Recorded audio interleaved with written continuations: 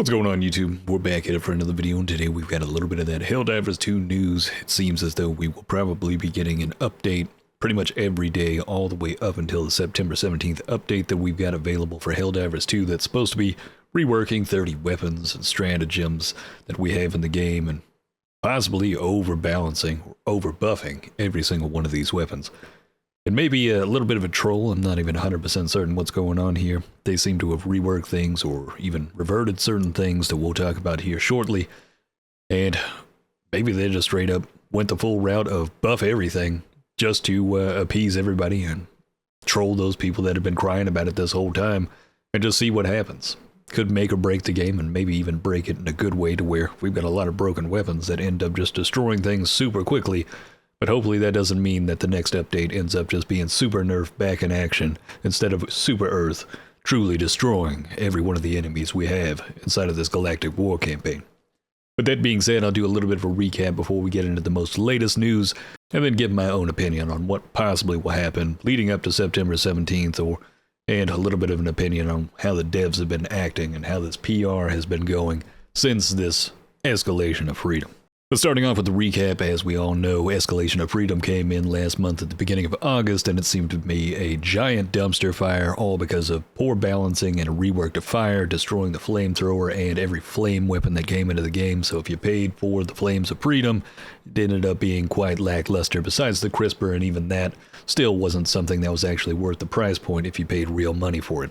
Beyond that point, destroying the Flamethrower as one of the most beloved weapons or support weapons when facing off with the Terminid was definitely not the right move, and taking down the Incendiary Breaker and basically making it less viable and a bit more ammo consuming, or changing up its ammo economy to basically be in suit with the support weapon of the Grenade Launcher, where it felt like you needed a supply backpack in order to maintain throughout the entire match, was a bit frustrating. And taking away 2 of its magazines just felt unwarranted, especially with some of those rogue statements from some of the devs in the Discord or over on Twitter talking about the fact that it was based on statistical analysis of 30% of the Terminid Helldivers using this one specific weapon, which still doesn't seem like that large of a percentage of the actual player base to warrant something of having to force a change onto this weapon, thinking that it's overperforming in some way. But right after that, they made a little love letter to the community with a 60-day commitment plan talking about, hey, baby, come back.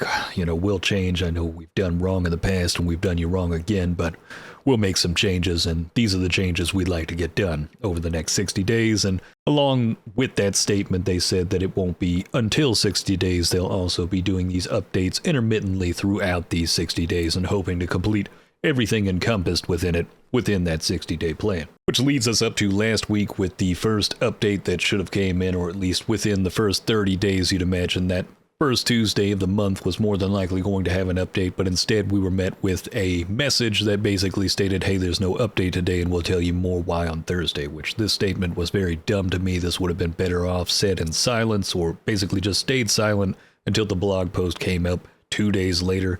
It feels like an underprepared moment instead of actually having things ready to go. They would have been better off just waiting to just post the blog post days later and just let the dumpster fire grow within that general chat and over on Reddit or wherever all these dumpster fires are, where all these homeless, lonely people are looking for warmth from the flames that got reworked to the point where they're not getting warmth from it anymore. But those days later, when it came down to the progress update for the 60-day timeline and giving us an update on when the actual next update is coming into the game, we got our answer with the September 17th and a little bit more details on what actually is going to come with this, which we basically already knew this because the CCO had been leaking a lot of this information in random messages through Discord and I think also on Twitter.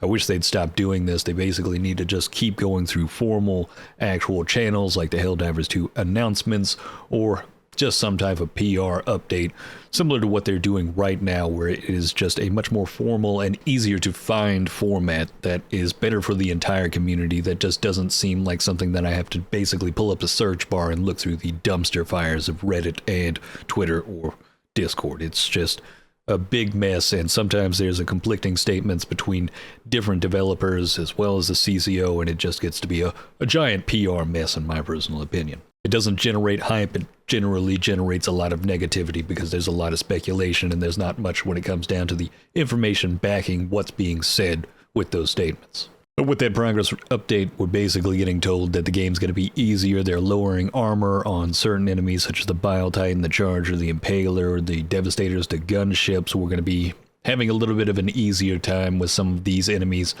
The limited rockets that they'll be firing, and buffing stated weapons like the autocannon, the heavy machine gun, and the anti-material rifle, which I find it funny that the autocannon's getting a buff, because that thing is just doing basically what it should be doing, but let's see what more it can do in the future.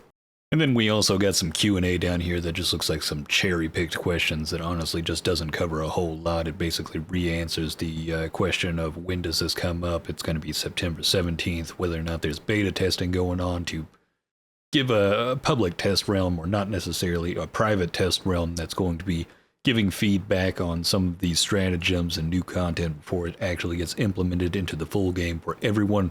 This is a great idea. This is something that does need to happen. Hopefully they get some, proper people in there and get some proper testing done with this, so that way when we do get some of these weapons, they don't come in feeling like trash or just feeling broken in general, similar to what we had with the Airburst rocket launcher. That thing's still garbage, and similar to what we had with the Emancipator, how those guns were misaligned and it just felt garbage as well. Hopefully these stratagems, these weapons, these support weapons that come in are going to feel a whole lot better with some of this testing getting done. And then just talking about a balancing pass, which is basically them describing what they've been doing this whole time and what they should have been doing, and now that Johan is apparently overseeing it, taking internal and external feedback to assume whether or not some weapon or stratagem is underperforming or overperforming, and making adjustments based on that. I mean, basically just detailing out that they're just balancing, which is leading to the next statement where they are reworking, or basically giving balancing to 30 weapons and stratagems, which leads me to the statement of understanding that it's more than likely possible that every single day up until September 17th, we're going to find that a buff a day keeps the bugs away, as we now have the second buff a day that keeps the bugs away, number 2, with the first being the Flamethrower right now, which is why I believe every day, more than likely, I'll just have some content to throw up here where we start talking about some of these buffs that we'll be seeing in the coming future with this September 17th update. But starting off today, we've got the first one, which is going to be the Flamethrower, which is further getting its damage increased by 33%, which is kind of crazy. It was already melting charges before, and the reason I make that statement is the fact that they are reverting the mechanics for Flame in general back to its original state prior to the Escalation of Freedom update.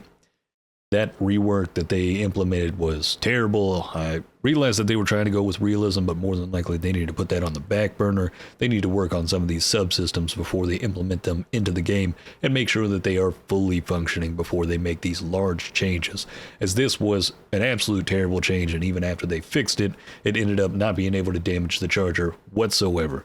So going back to its original state, this is going to be much better for us, and with some of the changes to lowering the armor on Hulks, Chargers, Bile Titans, and Impalers, more than likely the Flamethrower is going to be even stronger than it was before. It's going to be melting Chargers a bit faster than what it was before with that 33%, maybe at a point that is quite nice and quite ridiculous, more ridiculous than what it was getting done before, but even more so, maybe even being able to melt Bile Titans without having to blow the armor off the back and aim over that shoulder. One thing that I really hope does come with this update, especially when it comes down to Bile Titans, is the buff to being able to actually shoot the weak spot that's exposed on the backside once we've blown off that back armor. Anytime that you've done that, if you've tried to shoot it from the right or left angle, you'll notice that you always get that ricochet moment, like there's still armor there, and the only spot that you can actually hit that weak spot is from their front shoulder where that exposed weak spot is. There's nothing more frustrating than that moment, because this could create a lot more synergy if we were able to actually hit that weak spot with our primary weapons or even support weapons that may not have that armor penetration, but in that moment could capitalize on damaging that weak spot that's exposed from one rocket, which would further basically improve the capabilities of something like the Quasar Cannon, considering you could blow off that armor in just one shot from the side of a Bile Titan, and then allow your teammate with an auto cannon, a grenade launcher, or any of these other support weapons to be able to actually finish them off, or even just using something like the Jar 5 Dominator in order to get enough damage through into that weak spot to finish off that Bile Titan. This could go a long way with being able to help out, especially some of those more struggling Helldivers that may not be able to consistently be able to get in front of that thing or take down those Bile Titans as easily amongst the crowds with their aim. It's just one of those moments that, should have been fixed a long time ago, and hopefully it gets fixed with this one. But beyond that point, apparently flamethrowers will also be able to take down hulks. We'll see in the coming future. We'll see how this actually comes about. Maybe the flamethrower actually ends up being an S tier for both the automatons and against the Terminid, not just the Terminid. This should be interesting, but this is another one of those moments where it's kind of like, you know, if you watch these videos that they've come with, these buff a day keeps the bugs away, they throw up the papers right after, and I guess they're throwing out realism straight out the window possibly and just going straight into, well, you know what, let's just make sure that everything damages everything. It'd be interesting. Flame Hulk versus a flamethrower. We'll see who wins. But coming up right after that to today's newest buff a day keeps the bug away is going to be the Railgun, which this one's going to have its durable damage increased from 60 all the way up to 225, and fully overcharging the weapon has been increased from 150 to 250%, which this is going to be a much more noticeable change when facing off with the Terminid. You may notice it when facing off with the automatons when it comes to gunships. Hopefully this means that in unsafe mode, it's literally one shot with that full charge to one of the engines. I would absolutely love that if that was the capability of the Railgun. Would make it so much more viable. As right now it's 2 to 3 shots in order to get it done, and that's in safe mode or in unsafe mode. It's a bit frustrating, but maybe this will end up pushing it to that point where it is truly knocking them out of the sky, because it can be quite frustrating to line up that shot sometimes with one of those engines, especially with the sight that we have on it. But beyond that, it's going to be even more powerful when it comes to facing off with the Terminid now. It is going to push it in line with being one of the most devastating support weapons, considering with this damage increase to durable and the increase from the overcharge, it may end up being able to 1 to 2 shot both the Charger and the Bile Titan if you're landing those shots properly in the head. This is going to be kind of crazy. Even stripping the leg armor might be even easier than that. Who knows how wild this is actually going to get. Some of these buffs just feel like they're getting a bit insane, and who knows what's going to end up with that autocannon. The Railgun is more than likely going to get pushed up into the S tier yet again, and hopefully there's going to be a lot of support weapons that kind of fall in line with being that S plus tier, where they're great for both sides of the fight. But I can see a lot of people truly enjoying some of these changes, and the capabilities of being able to take down all of these enemies in a much easier fashion is more than likely going to have a lot of rejoice amongst the community. Whether or not it completely breaks the game to the point where it makes it a little bit too easy is going to be an interesting question, but we'll see in the coming future whether or not they increase the overall difficulty of some of these enemies or the number of enemies we'll see in the coming future to kind of balance this out. And I'd honestly enjoy more enemies to destroy and more enemies to face off with if I'm having the capability of utilizing weapons to destroy them much easier. It would just kind of make it a bit more action-packed and maybe a bit more fun, especially if there's less rockets and there's more timing and a little bit more synergy when it comes down to the overall combat, especially when facing off with the automatons.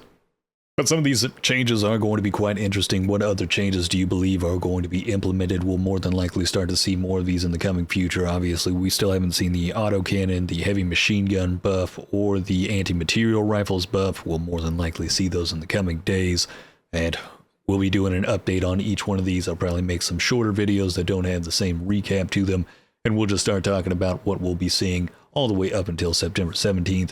And do be sure to hit that subscribe button, as we will be covering all of this, as well as being there for that launch day. Hit that link down in the description. Follow me over at Twitch. We'll be live as soon as this update comes in and providing those details on how these changes are affecting the game, and hopefully for the better, and giving you all the information on some of that build diversity we'll more than likely be seeing in the coming future.